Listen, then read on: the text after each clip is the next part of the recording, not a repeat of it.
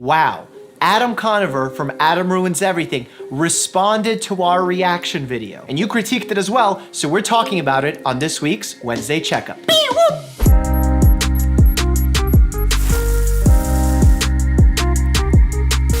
Just to catch everybody up, a couple of weeks ago, I did a reaction video to the show Adam Ruins Everything. The topic of the episode was hospitals, so I was very comfortable giving my genuine opinion on the matter. Since then, it got a lot of attention. Over 11,000 comments, 2 million views. The host of the show actually responded via Twitter. So I wanted to take some of his critiques, some of your critiques, address them, and explain to you how I film a reaction video, because I think it's important for you to understand not only how my mind works, but how this editorial process happens. If you look at a TV show, they have multiple rounds of revision. They can film extra things, plug things in, have experts come in, give extra advice. I don't do that. In this channel, it's myself, my awesome videographer, Dan Owens. We sit down in front of the television and we watch the episode for the first time. I've never watched these episodes before because I feel like if I go in with some kind of preconceived talking points, it loses the genuine nature of the conversation.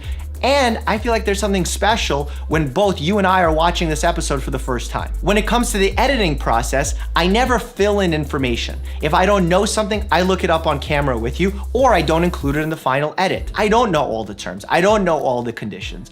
But if there is something that I do know about, I chime in and try and present it in the easiest, most fun, entertaining way so that you can understand it as well. That doesn't always hit home. So if I discuss a subject that I feel didn't come off well or wasn't explanatory in a way that's understandable, I'll edit that part out. I will never edit to make myself look smarter or to make someone look stupid. It's simply to make the information digestible, interesting, and so that the pace of the piece kind of moves quickly. Now that you know the process I go through in filming one of these, let's talk about the comments and critiques you left underneath the video. First, you mentioned that you suspect that I have a level of bias because I am employed by a hospital system. Well, actually, you're right on 2 counts. First, all humans have some level of bias. In fact, those who are more educated have a higher level of bias because they're able to convince themselves by rearranging data and information to suit their own beliefs. Second, I do work for a hospital system. I am an outpatient office-based doctor, so I'm not really in the hospital, but it sort of holds true still. However, I have to push back a bit here. What I'm most passionate about and what I pride this channel on is that we identify bias and we try and prevent it from corrupting this information. I try and present information as honestly and accurately as possible without putting my own opinions in, unless I'm explicitly saying that this is my opinion and not everyone else's, or not matching of the facts. I'm no stranger to controversy, and I've covered some really controversial topics on this channel like polarization, diversity, telemedicine, statements made by politicians and healthcare professionals, and I'm not afraid to face my biases and their biases head on so that we can have a healthy debate, have an honest conversation. And if you ever catch me being biased or ever catch myself being biased, I'm going to be the first to admit that on camera. The next point you've brought up quite commonly in the comment section is that you worry that Adam actually explains certain points, but I don't show that, therefore I make it look like I know something that he doesn't. I don't edit in this type of bad faith.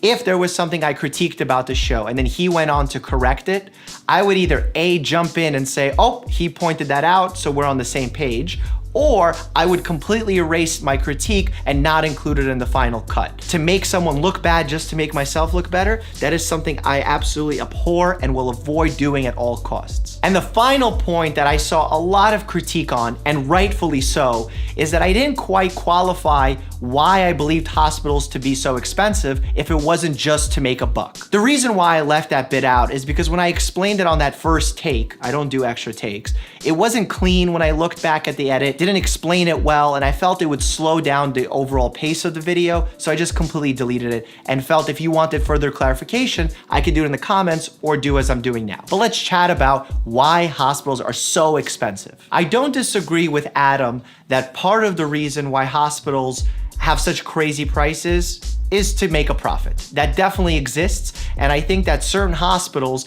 based on how much money they spend on marketing, branding, hiring new talent, innovation, and all of these factors, charge more money and they want to make more money, and it's a for-profit business. Whether you agree with a hospital being a for-profit business is a whole different conversation. But That is not the only reason why hospitals charge so much, and in fact, it's not the main reason either. The major reasons of why hospitals charge so much, first and foremost, is administrative costs. When you look at a graph of how much physicians have been costing the healthcare system over the last 30 years, it hasn't really changed much. The real uptick in spending has come from the administrative burden placed on the system and doctors as well. In fact, there's this whole spike in doctors being unsatisfied with what they do. It's not because medicine's changed. It's because administration of medicine has changed. The reason for this uptick in administrators comes from the fact that our system is so complex and not intuitive at all. When a patient is admitted into a hospital from the emergency room, there has to be 3 people to figure out how to best bill that patient's insurance so that they approve the fee and the hospital can get paid. Then if I didn't fill out the patient's chart in a way that's applicable to that insurance policy, I have to then go and change the chart. The system is so fraught with inconsistencies, with redundancies, that the cost goes up significantly to receive the same thing that if you were in another country, it would cost a portion of the price. There was a great interview done in 2010 from a Harvard economist who said that, as an example, in Duke University Hospital, that there was a 900-bed hospital, means that they can fit 900 patients, and they had 1,300 billing employees. You don't even need 900 doctors to take care of 900 patients, but you need 1,300 billing specialists to take care of 900 patients. Something's wrong there. The second reason why hospitals are so expensive is because doctors are afraid to get sued, and they begin practicing what's known as CYA medicine, cover your butt medicine. This is where doctors order confirmation tests or extra imaging or prescribe unnecessary treatments just based on the fear that they may get sued. A great example of this is antibiotics, which Adam does a great job of covering in his video, where doctors are worried that if a patient has a virus but gets worse and they didn't prescribe antibiotics, it could be blamed on them and they may be sued. So they prescribe unnecessary antibiotics. I don't like when doctors practice this type of protective or defensive medicine. It's not honest, it's not ideal, and you're not helping the humans sitting in front of you. The third reason why hospitals are so expensive is because in the United States, we have more specialty care than anywhere else in the world. Specialists cost more money. This is why I'm a strong believer in primary care medicine, family medicine, what I do, because we not only lower the cost of healthcare, we prevent problems from happening, and we educate our patients to live the best quality of life possible to avoid these situations in the future. I have no shortage of examples of patients coming in asking to see a specialist for some very common conditions: high blood pressure, high cholesterol, skin biopsies. And I remind them, as a family medicine doctor, I'm fully capable of taking care of a lot of these common conditions. That's not an exhaustive list of why hospitals are expensive, but I think those reasons are a lot more important to take action on and talk about than just the profiteering by some individual hospitals. And that's what was my issue with Adam's segment. Again, he wasn't saying anything wrong or inaccurate. It's just the focus of the piece was, I felt, a little misguided. Let's move on to Adam Conover's tweet. And I have to say at the outset, I'm so happy that he did this publicly, that we're able to have our sort of different points of views put out into the web, have a healthy conversation about it so that everyone learns what our points of view are, where we're coming from, because that's what it's about. It's not about labeling someone or calling someone a name. That's not ideal for this type of discussion. I think the best way to do this is I'm just gonna read a couple of sentences of his tweets and then just respond to them one by one. In this video, Real Dr. Mike affirms that every factual point we make in our episode is correct, so we're off to a great start. His only criticism seems to be of our tone. I disagree with that a little bit. While I did say a few things about the tone of some of the pieces, some of my critique comes from the focus, and we're gonna be getting into that as we cover each point. But know that my critique is not coming from a producer's standpoint, a TV executive's standpoint, entertainment standpoint. It's strictly coming from a doctor's concern of what an average person may take away from one of these pieces. He seems to have two complaints. One, that we're being too mean to hospitals that systematically overcharge their patients. Two, that our mammogram segment might frighten women away from getting mammograms altogether. It's not so much that I care that he's being mean to hospitals, it's the fact that I feel the focus is too heavily placed on profiteering when I feel there's other systematic issues at play that weren't adequately discussed within the episode. And the second point, dead on. I agree, that's what I was worried about, that the mammogram segment actually does frighten women away from getting mammograms. It's unclear why Mike believes that hospitals should be above criticism. He agrees that the pricing is capricious and inflated, outdated and that it has devastating costs for the uninsured. He even criticizes these practices in the pharmaceutical industry. So why not hospitals? First, I don't believe hospitals are above criticism. I think no one is above criticism. And I don't think criticism is even a bad thing. You can give constructive criticism. In fact, in my residency program, which is part of my hospital, we consistently give criticism to improve it so that where we work is a better place. Next line, I do believe that these crazy elevated costs are out of control and they have devastating effects on the uninsured. Totally see eye to eye on that one. Mike claims that hospitals aren't in it for the money,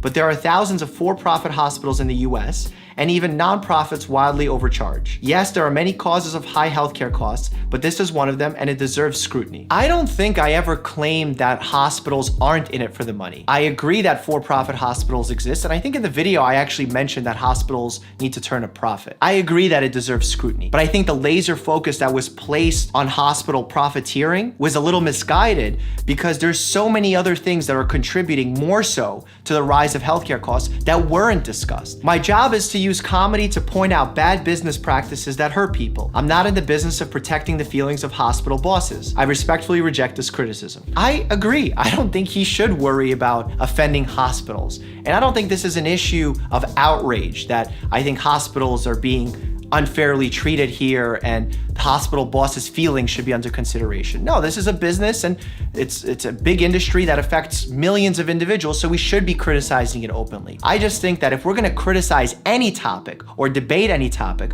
we need to think about all the factors at play, and if we're gonna be discussing any of them at such a high stake and with such focus, it should be the ones that are the major drivers of this problem. And I just don't think hospital profiteering is one of those main drivers. It's definitely one of them and it deserves scrutiny, but the other issues deserve more scrutiny. That's all I'm saying. Mike worries that we send the message that no one should ever get a mammogram. This is odd since our episode clearly and explicitly lays out that the United States Preventive Services Task Force guidance, you're like, how I know what that stands for, that you should discuss routine mammograms with your doctor starting in your 40s. Again, factually, this is all good stuff and I don't think that there's a problem there. My issue lies with how the average person will interpret the way the information is presented. The order, the tone, all of these things. When we had this segment critiquing antibiotic overuse and overprescription, that's really good because patients actually come in requesting unnecessary antibiotics and doctors give it. What happens much, much less often is patients coming in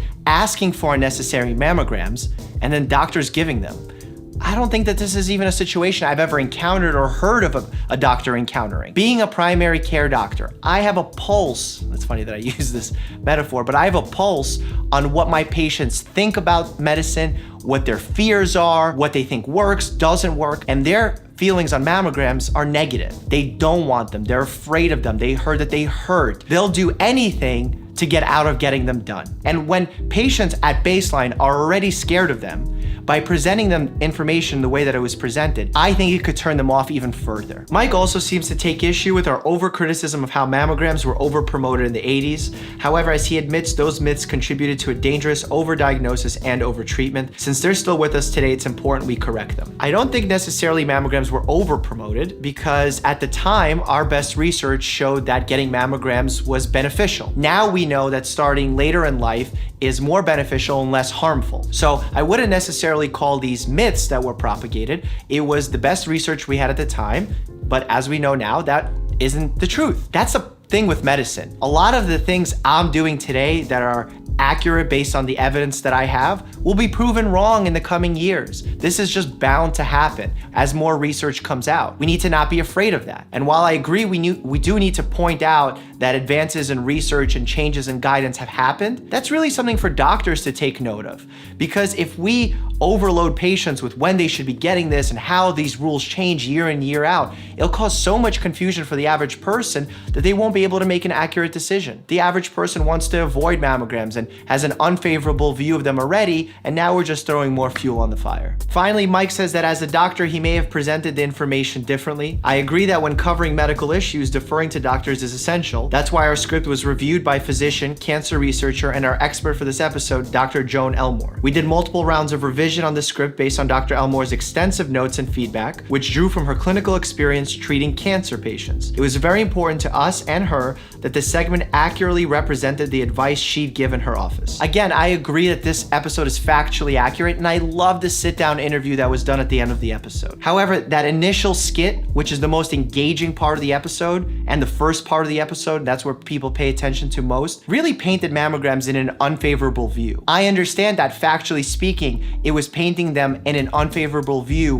when patients don't need them, like getting them too early, but I don't know if that was clear. And I worry how that might affect somebody who's already having a fear of getting a mammogram, which is most patients. So if I was to redo this episode or do it on my own, all I would do to change it is take some of the information that was given in that sit-down interview and incorporate it in that beginning skit. Or maybe make the beginning skit even clearer that we're talking about people who don't need mammograms, because there's a huge percentage of the population who do need them but are afraid, and we don't want to scare them away. Of course, we knew taking a comedic look at such an important medical topic risks misunderstanding. That's why this segment had one of the most thorough fact-checking and review process we've ever done. We took it extremely seriously and sacrificed comedy for clarity many times. That said, we were of course limited by the 6-minute segment runtime. That's why we brought Dr. Elmore in for an extended interview on our podcast where she went deep on the nuances of the issue. I think comedy is a great tool to educate people about health. And I think that simplification is actually a good thing, because we want the average person to understand the basic concepts, get a level of general interest, and then do a deep dive into the research. What I don't think is ideal is oversimplification. When we take a complex, nuanced matter like why the American healthcare system costs so much, and we just limit it to talking about one of the factors, and it's not one of the most important factors, I think that can be deceiving. I think that when we're talking about mammograms and we don't focus on right away the benefits that mammograms carry, that's a little bit deceiving, because it's such a nuanced matter that oversimplification can be dangerous at times. We need to constantly reevaluate our good intentions and see if they match up with good outcomes. Again, I want to give a huge thank you for Adam Conover for tweeting me this reply so that we can continue this conversation and really understand that we're not disagreeing on much. The facts that are in this episode are accurate. And the fact that we're talking about this and getting people engaged on a topic like the American healthcare system and mammograms is amazing. This is what I'm all about, and I encourage all my patients to educate themselves further. This type of debate is healthy, and I want to continue encouraging that by telling you to go into the comment section, write up your response. Who do you agree with? Do you have your own point of view? I enjoy learning from you guys as much as you hopefully enjoy learning from me. So drop your comments, your thoughts, your own point of views down below in the comments. And as always, stay happy and healthy.